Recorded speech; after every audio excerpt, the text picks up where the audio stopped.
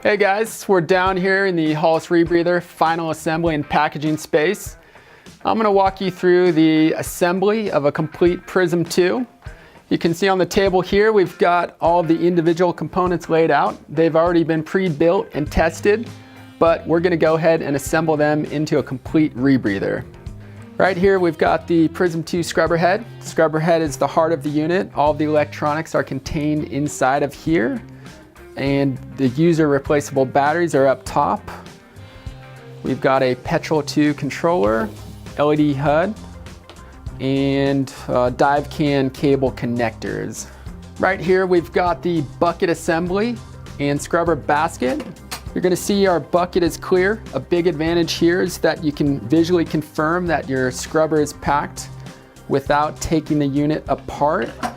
This is the only clear bucket on the market unique to the Prism 2. Next up, we've got the Counterlungs, inhale and exhale counterlung. This is the automatic diluent addition valve, overpressure valve, and manual oxygen addition valve.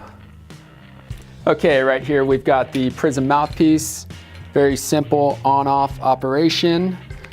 We also offer a bailout valve with integrated second stage available as an add-on upgrade. Okay, next up we've got the regulators with standard pressure gauges, Prism 2 cover. This is our H-plate assembly. The H-plate is the frame of the rebreather, and it ships complete with a Prism 2 stand.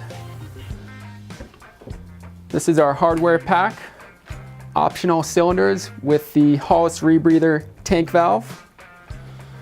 We've got a stainless steel backplate, solo harness, and a C45 wing shipping with the unit. So those are the components. Now we're going to put it together.